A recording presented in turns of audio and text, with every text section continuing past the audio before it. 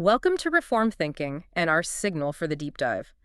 Today we are walking through what is probably the most famous entrance point to the entire biblical Psalter, Psalm 1.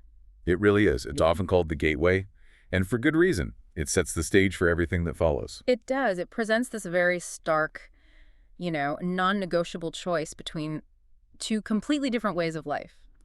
We've been given some notes that offer a really dense linguistic dive into this classic wisdom text. And the idea is to look at the original Hebrew to understand, really, the anatomy of the blessed life versus the life that, well, the psalm says inevitably perishes. That's the core of it. Psalm 1 establishes this fundamental dichotomy that you see running through the entire book of Psalms and really a lot of wisdom literature. Right. The advice is twofold, First, reject the wicked. Second, hold fast to this active loyalty to God's instruction. And our goal today is to synthesize what the sources say, but what the psalm means by happiness. Which isn't a feeling as we might think of it today. Not at all. It's a secure status. The Hebrew term is used metonymically here. It refers specifically to the security and the prosperity that God alone provides. We're going to see how a person's identity, their stability, their whole future, it all radically diverges depending on which path they choose. So we're not just, reading the psalm casually, we're dissecting it. Our mission for you, the listener, is to move beyond a surface reading and really unpack the specific behaviors. What do the wicked actually do? How do the godly act? And clarify those famous agricultural metaphors, the tree and the chaff. Exactly. And we need to spend some real time in the linguistic details to understand the mechanics of moral decline and, on the other hand, spiritual stability, as they're revealed by the verbs and the figures of speech the psalmist uses. It's all in the grammar and the vocabulary, especially those verbs that define the ongoing habitual state of both groups. This text is about defining who you are, not just something you do once in a while. Okay, so let's begin where the psalm begins, with a warning. We need to scrutinize the path we're explicitly told to avoid in verse 1. The blessed person, it says, avoids the counsel of the wicked. But the notes define the wicked, the Hebrew term reshaim, in a very specific, almost aggressive way. Who are these reshaim? Right. So the sources define the reshaim not just as, misguided or generally sinful people. They are, and this is a quote, proud, practical atheists. Proud, practical atheists. Yes, and that specific theological distinction is absolutely central to understanding the psalmist's whole argument. That seems like a really essential distinction to make. It suggests that the problem isn't about intellectual belief. It's not about whether they'd check a box saying, I believe in God. Precisely. They might even claim belief. The issue is their functional relationship to moral authority. They live, moment by moment, as if God has no active jurisdiction or authority that can hold them accountable for their choices. It's the practical part of practical atheists. That's it. Their pride, the arrogance that's baked into the term, is what fuels this rejection of moral order. At the end of the day, they are their own highest authority. And what we see in the sources is that this independent way of operating, it translates immediately into specific destructive behaviors that really affect the entire community. Yes, absolutely. Because they operate outside the divine moral will, their rejection of God's authority isn't passive. It's not just neglect. It's an act of hostility. The notes say they hate God's commands. I hate them. Yes, and this hatred produces injustice. The sources list specific things. They speak lies and slander, they cheat others, they commit these specific sinful deeds.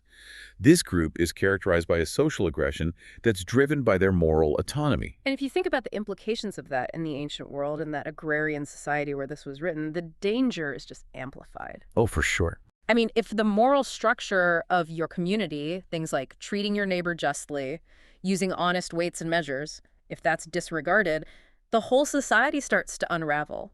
The Reshaim are the ones actively undermining that fairness for their own personal gain. That's a perfect way to put it. They are the definition of moral instability for the society they're in. We can use that analogy from the notes. Picture a rogue driver on the highway. Okay. This person might intellectually acknowledge that traffic laws exist, they know about police, they see the signals, but they speed, they cut people off, they ignore every rule in practice. Right. They live as if they're the only authority on the road. Exactly. And in doing so, they create chaos and risk for everyone else. The Reshaim are operating that way in the moral universe. They see the moral stop signs, but their internal pride hates that external restraint, and they choose to drive right through. They live as if God's moral rules don't actually apply to their business deals or their relationships. And the moment someone starts acting like they are above the law, whether it's civil or divine, they become the source of toxic influence. And the psalmist warns us that this disregard is contagious. He details this three-step process of association. Yes, the progression the psalmist uses it's just masterful. It's a psychological and a sociological map of how moral deterioration happens. It moves from just casual contact to a settled identity. And the key to understanding this is in the grammar, right? The sources highlight that the psalmist uses Hebrew perfect verbal forms for these actions: walk, stand, and sit. Yes. So why does the use of the perfect tense matter so much here? It doesn't mean a past action in this kind of wisdom context, does it? No, not in the sense of a single, isolated event that happened last week. Yeah. The perfect verbal form, when it's used in this literary context, often describes what we call a characteristic behavior. Okay, a habit. A habitual way of life, something that's considered complete or established. This sequence maps a trajectory from just associating with the wicked to a total, complete identification with their ideology. It's not a list of 3 separate sins. It's one downward path that comes to define a life. All right, let's break down the social side of this then. Stage 1, walking in the advice of the wicked. What are the practical steps of letting that influence take hold? So stage 1 is what you could call casual influence. Walking means you're allowing the evil advice, the counsel, the worldview of the Rashim to begin to impact and determine one's behavior. Was it subtle at first? Very subtle. This is the relatively soft initial phase. You might start listening to financial advice from someone you know is a cheat, or relationship counsel from a person who disregards moral boundaries. You are still moving, but your direction is now being set by a corrupt compass. You've accepted the premise of the practical atheist, even if you haven't fully committed to their actions yet. That's it. It is the beginning of internalizing opposing counsel. So if the righteous path is defined by internalizing God's law, the initial failure here is defined by internalizing the anti-law. You adopt the philosophy before you adopt the lifestyle. Right. But then it escalates, and it escalates quickly to stage 2, standing in the pathway of sinners. How does standing show that the relationship is hardening? It sounds more deliberate. It is. This is active association. The pathway refers specifically to the established lifestyle or habitual practices of sinners. To stand means you stop the forward momentum of your righteous life and you decide to remain fixed in that spot. You're planting your feet. You're planting your feet. Standing means stopping your motion to closely associate and to actively participate in their specific sinful conduct. You're no longer just nodding along to the advice, you're now participating in the action. This is where the initial ideas move into concrete habit. You're joining the group. You're adopting the patterns of dishonesty, embracing the gossip. So the walk is intellectual adoption, but the stand is behavioral conformity. You're getting comfortable with their methods. That must be a critical point of no return for a lot of people. I think it is. Once you stop moving away from the influence and you start actively planting your feet in their territory, the momentum shifts completely. Yeah. And that leads directly to stage 3. Sitting in the assembly of mockers. This seems to be the terminal stage. Yeah, sitting sounds permanent. It is. Stage 3 is settled permanence. The Hebrew term used here, moshav, is significant. It means an assembly, a whole group or gathering of evildoers, not just a physical chair. So it's about belonging to the group. Exactly. To sit signifies a settled, fixed position. It means complete identification with their proud, sinful plans and their behavior. You've chosen your community. You become a permanent fixture within this culture of hostility toward God's commands. The progression just shows the insidious nature of moral gravity. It's this subtle, almost invisible drift from a passive acceptance to full-scale assimilation. It really highlights why, the Westminster Confession's view on sin emphasizes its creeping nature, how it moves from an initial thought to a full habitual action. It does. We have to pause here and just appreciate how this moral quicksand works. If we use that analogy, stage 1, the walking, is when you stray from the safe path because you listen to bad directions. Right. Stage 2, the standing, that's when you stop fighting the ground and your feet begin to sink, trapping you in that specific sinful routine. But stage 3, the sitting, is when you give up entirely. You settle into the muck. You become indistinguishable from the swamp itself. Your identity is now defined by that hostile community. And this final identification involves the most toxic influence of all. The mockers. Right. The final step in the spiral involves not just general sinners, but mockers, the most severe manifestation of the Rashim's arrogance. What makes the mockers so dangerous in this context? Well, they're more than just skeptics. They are actively aggressive. The sources define them as arrogant individuals who love conflict and, crucially, who vociferously reject wisdom and correction. So they don't just disregard wisdom, they hold it in contempt. Yes, they actively turn wisdom and the law into an object of scorn, of derision. Their hostility isn't quiet, it's loud, and it's organized. And the psalmist warns against sitting in their assembly. This reinforces that idea that evil really thrives when it's organized and validated socially. That's a vital point. They form an assembly to reinforce their corrupt worldview. Being part of this organized group solidifies their proud, sinful plans because they validate each other's hatred of God's commands. It's an echo chamber of pride. It is. They create a social climate where rejecting compliance, scorning piety, and mocking moral guidance becomes the celebrated norm. It turns personal sin into an institutional behavior. Let's make that dynamic a bit more tangible. We can use the analogy of the corrupt corporate clique. In this analogy, they are the practical atheists regarding the company's ethical code. They actively lie, they cheat on their expenses, they manipulate clients, they hold these private meetings, their assembly, where they openly ridicule the company's mission statement, they mock the ethics hotline, and they reject any idea of compliance. And then they pressure new hires to join them. Exactly. They pressure others to adopt their methods, arguing that this cynical disregard is the only way to succeed. That is the kind of settled, shared posture of defiance the psalmist sees as the end of the wicked path. It shows that the path away from God is not solitary. It is a community of defiance, and it's designed to insulate its members from truth and correction. The entire first verse is the severe warning against the infectious nature of moral decay, showing that our spiritual security begins with the careful choice of our counsel and our community. Okay, so if the blessed life begins with this strenuous, active avoidance of that negative progression, rejecting the advice, the pathway, and the assembly, what then is the positive characteristic behavior that defines the godly person? The psalm says their delight is in the law of the Lord. Right. The godly individual chooses total counteraction. Yep. Instead of finding their satisfaction in the company and counsel of the proud, their characteristic behavior is defined by their satisfaction, their delight in the law of the Lord. And this law, the Torah, it represents God's complete revealed will, his moral instruction for a righteous life. That's it. And the state of happiness promised in the opening line is rooted in this inward focus. Okay. As we mentioned, that Hebrew term for happiness in verse 1 is an abstract plural. It's used metonymically. It doesn't mean a fleeting feeling. It refers to the security and prosperity that God provides. And this security is entirely conditional upon loyalty to him and his commands. It's the secure status that results from being rightly oriented toward the source of life and moral order. It is. This emphasizes a crucial theological point, especially for us operating within a Reformed framework. True stability is a gift from God, but it is tied, inextricably to the chosen disposition of the believer, a loyalty that's expressed through finding pleasure in his instruction. Absolutely. The disposition has to be one of delight, not just duty. If the law is seen as a burden, the necessary stability can't follow. The external stability flows from that internal delight and loyalty to the source of wisdom. But the path of the righteous isn't passive enjoyment, is it? The godly person doesn't just like the law, they meditate on it day and night. The sources identify this action with the Hebrew verb hagag. We should probably spend some time here because the English translation meditate just doesn't capture the intensity of hagag. No, it really doesn't. Hagag is one of the most significant linguistic nuggets in this whole psalm.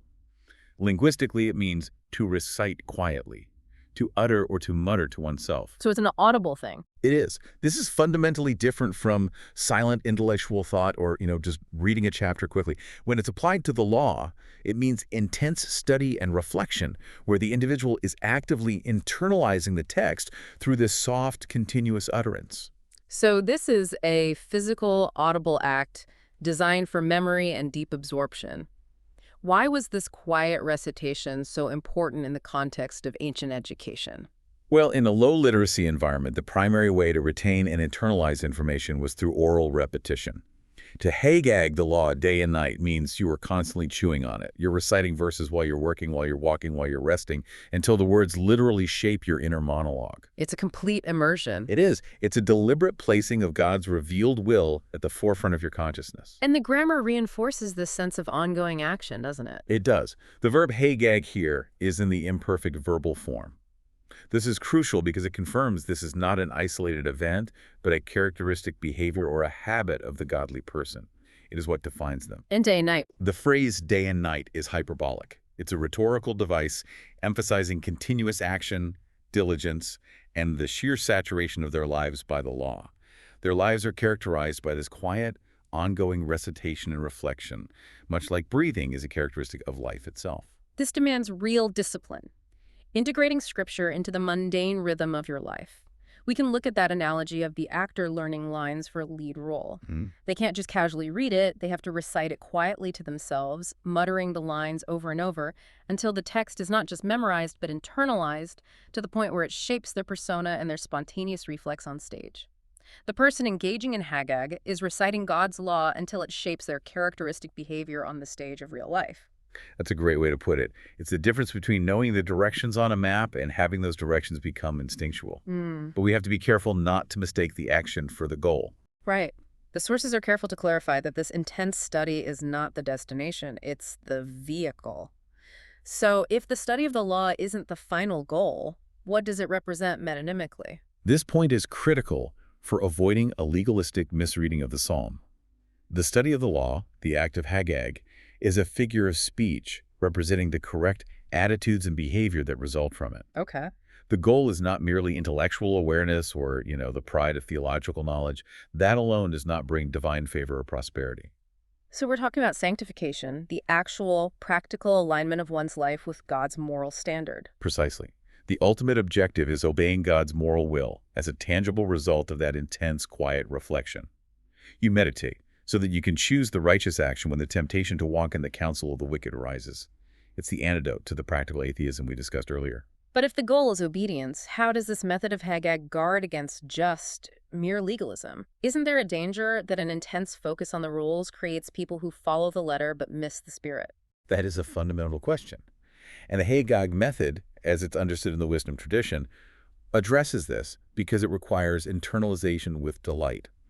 Legalism focuses only on external compliance, and it's usually driven by fear or pride. Okay. Hagag, on the other hand, is driven by delight in the law. It seeks to align the heart and the mind, making obedience a natural outflow of the renewed inner person. The connection is rooted in love for the giver of the law. This whole mechanism is set out really clearly in the Old Testament. The sources highlight the reference to Joshua 1.8. Joshua is instructed that the law scroll must not depart from his lips. That's the ancient requirement for Hagag, to memorize it day and night. But there's a purpose given. There is. The purpose is explicitly defined. Right. It is so that he can carefully obey all that is written in it. It is the careful resultant obedience that leads to prosperity and success in that context. Psalm 1 carries that same expectation. Intense, perpetual reflection leading directly to practical compliance with God's moral will. That is the necessary feature of the blessed life. So the stability of the godly person is fundamentally rooted in this active internal process, the continuous internalization of divine instruction that leads to visible, habitual obedience. Yes. The psalm pivots now. It moves from these characteristic behaviors to these vivid metaphors. The psalmist uses agriculture, a concept central to the ancient world, to illustrate the substance and the destiny of these two lifestyles. The contrast is the tree and the chaff. Let's look at the rooted life first. Right. The godly person is symbolized by a tree planted by channels of water. Now that means managed irrigation systems or flowing streams. We have to understand the Near Eastern context here. This is not a random tree in a forest. It's deliberately placed. It's deliberately situated in a location that guarantees stability in life, even in arid times. So what are the specific guarantees that come from being planted by these flowing channels? Well, first, security and stability. The placement ensures the tree develops a strong root system, which anchors it securely. The roots are the hidden work, the daily, quiet Hagag and obedience that supports the visible life. The tree's survival isn't dependent on sporadic rainfall. It is tied to an engineered, managed water supply. That distinction between sporadic rain and constant channels, it speaks volumes about the nature of God's grace and supply. It's a deliberate, continuous provision. Exactly. Second, there is vitality. Because it's planted by these perennial streams, it has a continual source of life. And this resilience is shown by the fact that its leaves do not wither or fade, meaning it can endure external drought conditions that would kill other vegetation. And third, productivity. This tree is designed for a purpose. It produces fruit in its season. It's a life that yields positive results, the fruit of righteousness, at the appropriate times, not just whenever it feels convenient. All of this imagery comes together to illustrate uninterrupted prosperity. Now, that prosperity doesn't mean the godly person avoids every hardship. It means their life source, their connection to God's moral will through obedience, is constant and unfailing. So the external world can experience a drought, but the godly individual's roots are drawing from a dedicated, secure supply. Precisely. We can connect this to that analogy of a house connected to a dedicated power generator during a widespread blackout. Oh, that's good. The external grid, which represents the world's wisdom, its advice, its transient resources, it might fail completely. Everyone relying on that unstable source goes dark. But the house, with the internal continuous connection to a secure power source, maintains its light and its operation regardless of the external conditions. That is the kind of continuous supply and stability the godly person has through their active loyalty to the law. And that analogy helps explain the concept of temporal prosperity in the psalm. The tree prospers relative to its environment because its supply is superior and it's managed. Okay, now the contrast, which is drawn in verse 4, is just devastatingly simple. Against this rooted, productive tree, the wicked are likened to wind-driven chaff. It's an image of total rootlessness and futility. Chaff is the light, worthless husk that encases the grain. The wicked are compared to a dried-up plant, or detritus, that lacks any internal life or valuable substance. And the absence of that strong root system is the key. Completely key. They possess no root system because they never anchored themselves to God's moral will through delight and obedience. They have no structural integrity to hold their ground when pressure comes. Their pride makes them think they're strong, but their moral independence makes them light. And because they lack substance, they're entirely subject to external forces. Precisely. They are light, unsubstantial, and therefore they are blown away by the wind. Right. They are at the mercy of every fluctuating economic downturn, every cultural shift, or every moment of divine scrutiny. The image illustrates that the lives of the wicked lack the moral weight necessary to withstand adversity or judgment. They have chosen instability as their defining characteristic. The image of winnowing wheat captures this transience perfectly. When the mixture of grain and chaff is tossed into the air, the heavy, valuable grain falls straight down and stays put. That's the tree. That's the stability. But the light, useless husks, the chaff, are immediately separated and scattered by the slightest breeze. The chaff leaves no trace. It's removed from the harvest and from the landscape. And that removal, that transience, is the destiny of the wicked. The comparison isn't about moral worthiness in a vacuum. It's about stability. The wicked, who reject God's moral framework, are inherently unstable, and that instability leads directly to their inevitable removal. So the final verses of the psalm, they solidify these two paths by defining God's active relationship with these two groups and the nature of the judgment they face. The difference isn't arbitrary. It's a direct consequence of their posture toward God's law. It is. Verse 6 states, "The Lord knows the way of the righteous." For an audience like ours, accustomed to theological concepts, we have to clarify that knowing here is far more than just passive intellectual recognition. Yeah. It's a vital linguistic point. The sources refer to the use of yodia here as a classic example of metonymy in the Hebrew text. How does that figure of speech operate in this specific context? Well, if we were to read it literally, it would just mean God is aware of the path the righteous take. But the metonymy implies a deeper functional reality. When the psalmist says God knows their way, the verb yodia is used to mean God actively watches over, protects, or guards. So the mental action of knowing stands for the protective action it implies. Exactly. It means God is securing their path and providing the stability that's necessary for their prosperity. And the way here, it refers to more than just their current behavior, right? Yes. While the way can mean behavior, the preferred interpretation, especially given the context of destiny, is that the way refers to the course of life or destiny of the righteous. Therefore, when the psalm says the Lord knows their way, it means he is actively securing their future, guaranteeing their ultimate destination. The question naturally comes up here when we talk about God's active protection of the righteous person's destiny. If God actively guards their way, how do we reconcile this with the inevitable suffering and trials that believers experience throughout history? Is the prosperity temporal, spiritual, or both? That's a necessary clarification. And the sources guide us here by pointing to the nature of the stability.